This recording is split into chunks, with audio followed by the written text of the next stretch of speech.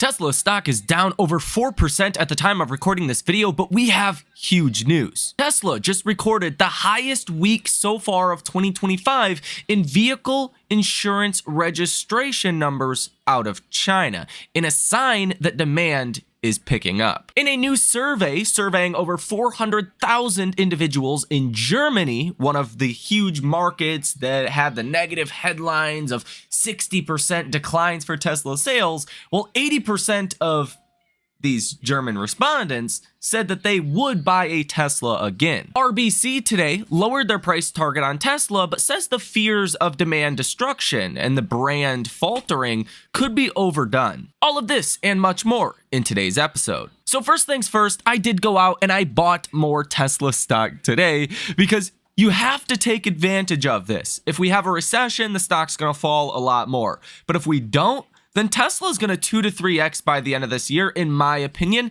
and no other stock right now offers that level of potential risk reward. So keep in mind, my bias here is I'm bullish long term, but in the short term, anything can happen. And we kind of see this reflected on a day-by-day basis. Good news comes out, the stock doesn't react. Bad news comes out, well, the stock reacts. And that's just kind of the sentiment right now that is driving Tesla. So first and foremost, this is something I have talked about now for the last couple of weeks, that all this news about Tesla slowing down their deliveries, it's BS. Let's just call it for what it is. It is due to Tesla shutting down their factories, shutting down production of the old Model Y and transitioning to the new Model Y.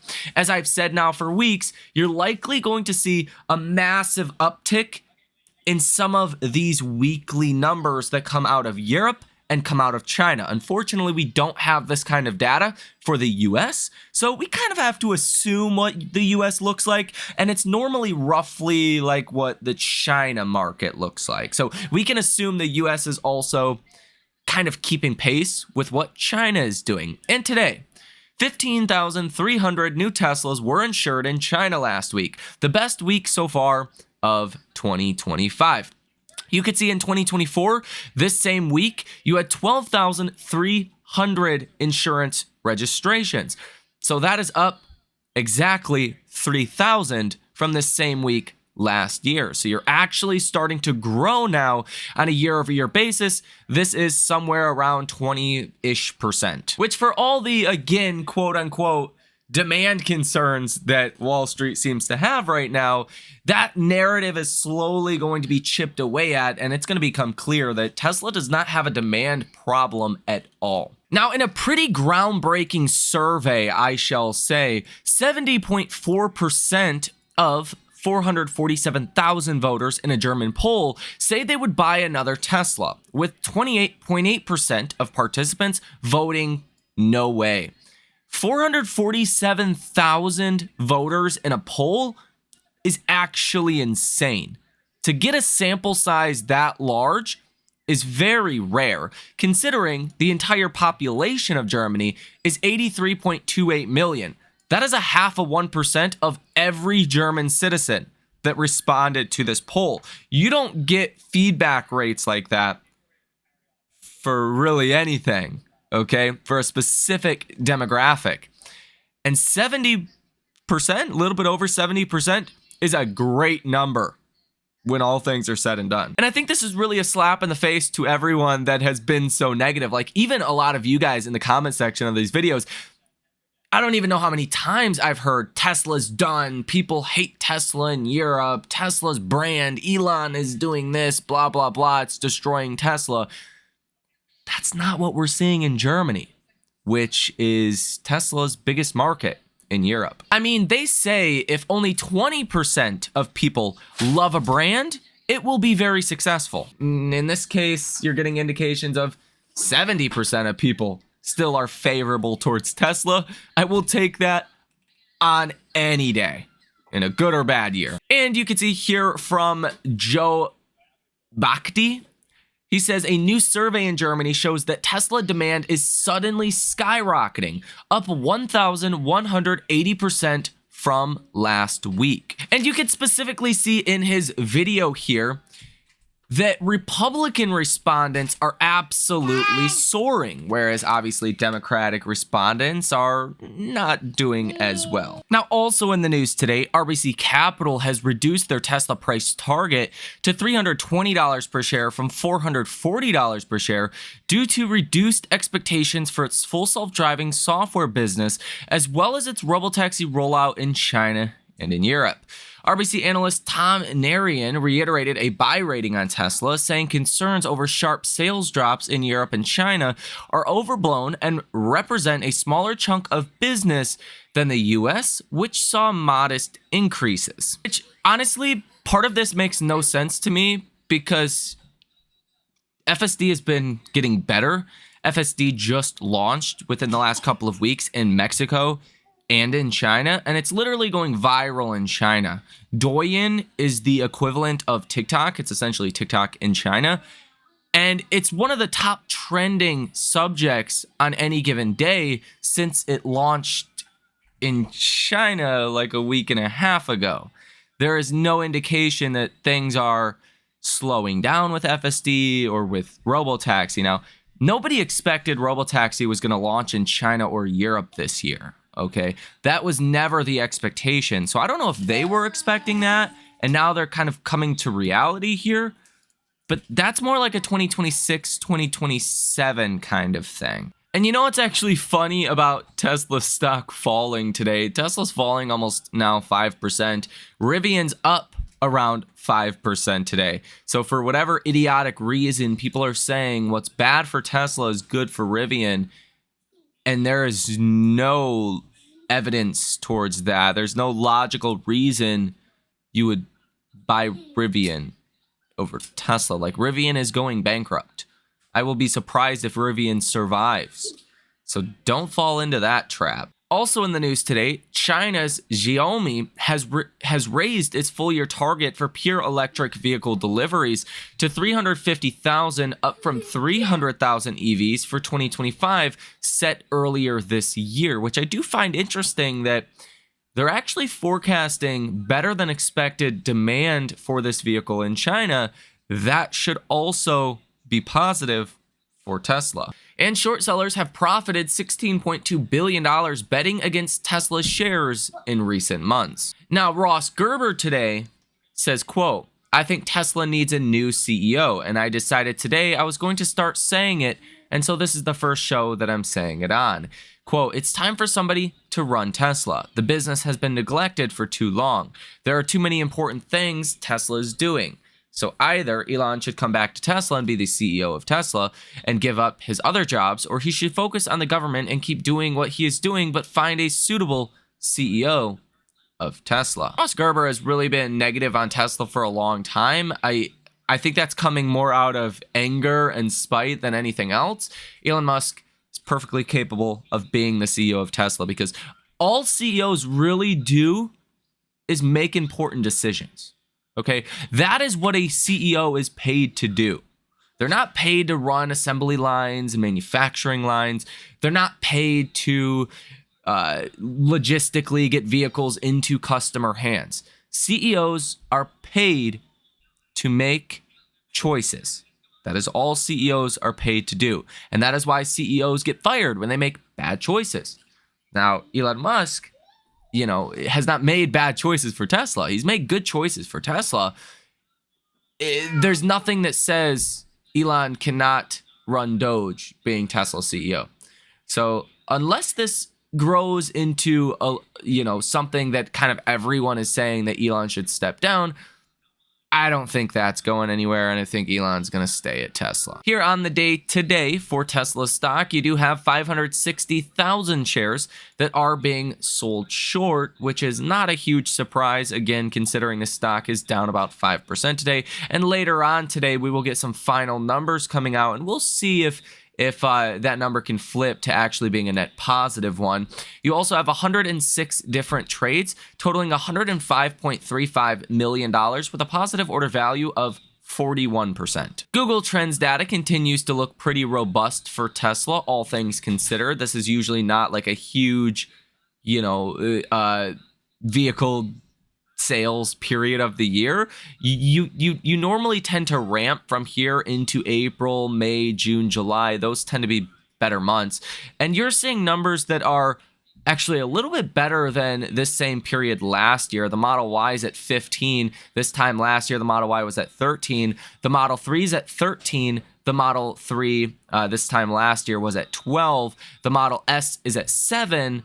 Again, in 2024, it was at 5. The Model X is at 5 today.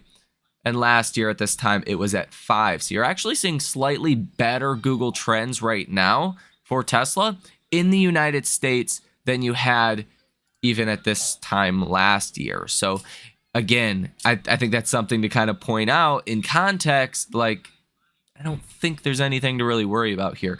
Same is true when you look at worldwide search trend activity. Model Y last year was at 19, Model 3 at 18, Model S at 6, Model X at 5. Today, the Model Y is at 20, the Model 3 is at 17, the Model S is at 8, and the Model X is at 5. So across every vehicle category, the numbers are either similar or better today than they were a year ago. So do we really have a serious problem here? Probably not. And the San Jose Police Department says that they have indeed arrested this individual that went kind of viral for keying Teslas in parking lots. And he's charged with a felony vandalism. Tesla today, in fact, increased the price of the new Model Y long-range all-wheel drive by about $1,400 US or 3.3%. Prices for the entry-level rear-wheel drive Model Y are the same. Tesla has also introduced a 3-year 0% interest and 5-year low-interest financing policy option for the new Model Y for new orders placed by April 30th. BYD has unveiled its new EV platform and along with it a new 1,000 kilowatt-hour EV charging system that it says will charge an EV in 5 minutes, about as long as it takes a regular car to refuel. This is a game changer if this actually happens. BYD's new battery and charging system was capable of providing 470 kilometers, about 292 miles of range in 5 minutes in test on its new Han L sedan. Chairman and founder Wang Shangfu said Monday the manufacturer will start selling vehicles with the new technology next month, which could be also putting some pressure on Tesla today, just because, I mean, the company that gets charging down that is equivalent to filling up at a gas station could be a very, very successful company. So I think from an automotive perspective, it does put a little bit of a fire underneath Tesla to kind of do something similar. And I could only imagine what Tesla sales would be if you only had to charge your car for 5 minutes at a supercharger.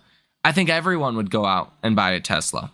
Honda and Suzuki will pool carbon emissions with Tesla in 2025 to comply with European Union rules. An EU filing showed on Monday this means Honda will now be paying Tesla for emissions credits. The pool also includes Stellantis, Toyota, Ford, Mazda, and Subaru. Tesla has installed its 3,000th supercharger stall in France, and it also has a custom design. Now, also in the news today, Trump and Putin had an hour-and-a-half long conversation where they discussed peace and ceasefire in Ukraine. They agree to start with energy and infrastructure ceasefires. Technical negotiations underway for Black Sea maritime ceasefire as well. As you can see today, the S&P is down about 1.2%. It really is kind of played out for the markets. We already had that peace boost, which is kind of part of the reason why markets bounced in the first place. And those headlines just are not hitting the same. They're not getting everyone excited like they were at first. The White House says future with an improved bilateral relationship between the United States and Russia has huge upside. This includes enormous economic deals. Putin reaffirms commitment to peaceful resolution, discusses Middle East and energy with Trump, Russia, U.S. to form expert groups on Ukraine's settlement, Moscow to hand over 23 wounded Ukrainian servicemen. Putin agrees to a 30-day halt on energy strikes and calls for a stop to Ukrainian mobilization and arming. Trump supports Putin's proposal for U.S.-Russia ice hockey game. You also got today the GTC keynote from Nvidia. This is the GPU conference that Nvidia now famously holds every year. So far, we haven't gotten much out of this. You haven't seen much of a reaction, but we'll be on the lookout for any headlines that come out. It looks like Nvidia stock actually sold off once Jensen started to speak. Nvidia down today about 2.5%. Other big tech names are also down a lot. Microsoft down 1.5%. Google's down 3%. Amazon's down almost 2%. Meta's down 4%. Apple's down almost 1%. It's kind of surprising the S&P is only down 1.15%, all things considered. You could see XLP also down. This is the consumer staples ETF. Not down as much though, only down 0.62%. Momentum, the momentum ETF here, MTUM, is down 1.66% today. So definitely a little bit more pressure in that area. And if we look at the equal weight S&P, you're only down 0.5%. So big tech continues to take it on the chin today. QQQ has to be the underperforming index, down 1.7% today. And really, you've given up a lot of the bounce that we've seen so far, especially for the QQQ. The QQQ, the NASDAQ 100, if you will, is down 12.3% from the highs. But again, you were down almost 14% at one point.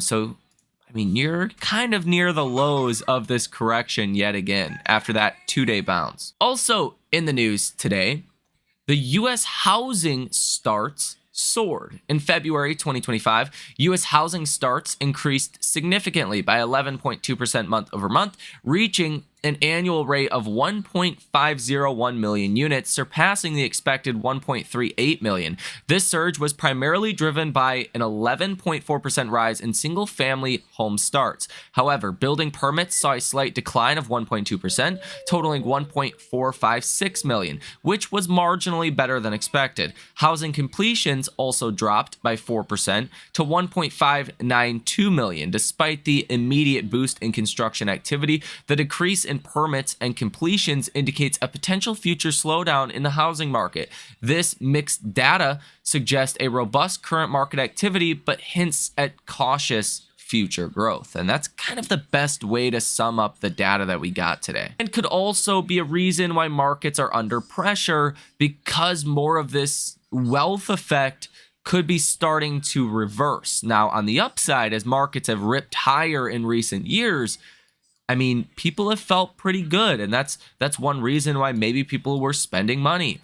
Home prices were going up, stocks were going up, pretty much everything was working. Now, stocks are basically in a correction. If you're in the NASDAQ, you're in a correction. If you're in average stocks, you're in a correction. S&P is pretty close to a correction. Home prices are stalling out, and activity overall is really stalled out. I mean, the wealth effect is essentially the higher asset prices go, the more comfortable, the more spending people tend to do. Now, the sad fact of the reality is, in this economy, 50% of all dollars spent in the economy are coming from the top 10 wealthiest people. So, you know, this is up from 25 or 30% of all dollars spent by the top 10 wealthiest people 10 years ago. I mean, there's a dramatic shift between lower income consumers, average people spending less, and higher income earners spending more, that you could argue has been the reason why we've remained out of recession. The asset price inflation we've seen, stocks going up, home prices going up, could have been a driving factor of that spending by the highest income earners. If that starts to kind of go away and asset prices start to fall, then you can make an argument that maybe spending will start to fall by 50% of the dollars spent in the economy, right? You could make an argument that maybe that percentage starts to fall, and that would not be good for keeping us out of a recession. You can also see today in February 2025, U.S. industrial production significantly outperformed expectations by increasing 0.7% month over month against a forecast of 0.2%. This surge was primarily driven by a 0.90% rise in manufacturing, with the auto sector leading with an initial 8.5% increase in output. Other sectors like mining also saw gains, while utilities experienced a decline. The capacity utilization rate rose to 78.2%, indicating a robust economic activity level. This unexpected growth challenges previous recessionary fears and suggests a strong economic recovery, particularly highlighting the revival of the Made in America manufacturing ethos. I think a lot of that just probably has to do with tariffs initially being put on, because what tariffs are really doing, let's say you own a company that makes aluminum cans, for an example, is probably the easiest way to put it. Let's say that you own this company that makes cans, okay? Well, now aluminum has a tariff on it. If you previously got your aluminum that was cheaper through Canada, now you might be saying, well, instead of paying the tariff, I'll go through a manufacturer in the US that's a little bit more expensive to avoid that tariff. Okay? So you're still going to be paying more potentially, but maybe not as much as what the tariff would be. So it's really incentivizing American companies to buy from other American companies. But again, that could still hurt margins. And that initial kind of changing of distribution, if you will, is probably what you've seen in the data today. I would be hard-pressed to say that lasts a long time, okay? Because there's only going to be so much changing that happens so fast. We also have some pretty important earnings as well. You do have Five Below tomorrow in after hours. You have General Mills tomorrow pre-market. But Thursday, you have Micron, Nike, and FedEx in after hours on Thursday. Those are going to be really important. I mean, you have AI with Micron, Nike, consumer discretionary, and FedEx really kind of economically important. Okay, so these three companies actually are going to be more important than you'd think. But the big catalyst coming tomorrow is going to be Fed Jerome Powell and what changes in the summary of economic projections. Now, I think it's pretty clear you're going to have overall pretty neutral Powell. Fed Jerome Powell, during the press conference, he's really not going to want to lean towards any one direction of, like, the economy's weakening, they need to cut rates, or he's not going to want to lean towards, we have this inflation problem. He's going to want to keep doors open either direction. Now, obviously, just to kind of point out the obvious here, if Powell says anything about raising rates as a possibility this year, would be a huge problem. If Powell says anything about the economy weakening or recession in terms of cutting rates, that's also going to be a big problem. So believe it or not, a neutral Powell is probably your best case scenario for the markets. Now, the summary of economic projections, this was the last one we had, is also going to be important. And really, the summary of economic projections will be the most important thing, because Powell can get up on the podium and skew a narrative any way they want. But if you have a drop in expected GDP, like, that's signaling some kind of growth slowdown, right? If you have a rise in inflation expectations, that's signaling, or, expectations from the Fed, that's signaling, we might have an inflation problem this year. Or if the Fed is forecasting less rate cuts this year, well, that's also kind of an issue. If the dot plot suggests maybe more rate cuts, then that's obviously going to be a little bit more bullish. But to what extent, if the economy weakens, right? If they expect the labor market to weaken as well. So it's really a fine line. Again, not seeing much of a change here would probably be the best outcome if I were to imagine. Now, Fed Jerome Powell is going to get up on the podium at 2:30, but the summary of economic projections will actually come out at 2 p.m. tomorrow. So you'll get the summary of economic projections, then you will hear from Powell. And these SEPs can move the markets big time. Like you've seen back on December 18th, that was the last time we had a summary of economic projections and the Fed meeting. I mean, markets dropped 3% within like 2 hours, okay?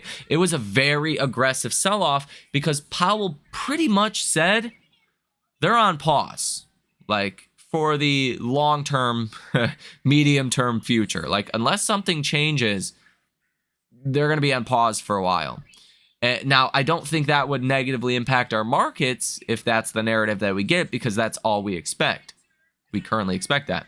If we get something that, you know, is different, like more cuts or no cuts, or, you know, maybe even raising rates this year, that's really going to be new information that could move markets for better or for worse. And there's a saying on Wall Street: the stock market does not stop panicking until policymakers start to panic. So believe it or not, if Powell does sound a little bit nervous about a recession, then sure, that could give markets a little bit more downside. But if Powell's suggesting perhaps tomorrow that they could cut rates more than expected this year, that may actually be a positive for broader markets. What's also interesting today is TLT. TLT is the ETF for the 20-year Treasury. It kind of tracks the 10-year Treasury as well. This is the most popular ETF for Treasuries. And when Treasuries are going up, when they're green on the day, that actually means yields are falling. So Treasuries were pretty red today. And then you've kind of started to come back towards the end of the day. I think this is some people getting ready for Powell tomorrow, and this signals that maybe you get a Powell that's a little bit more prone to cutting rates.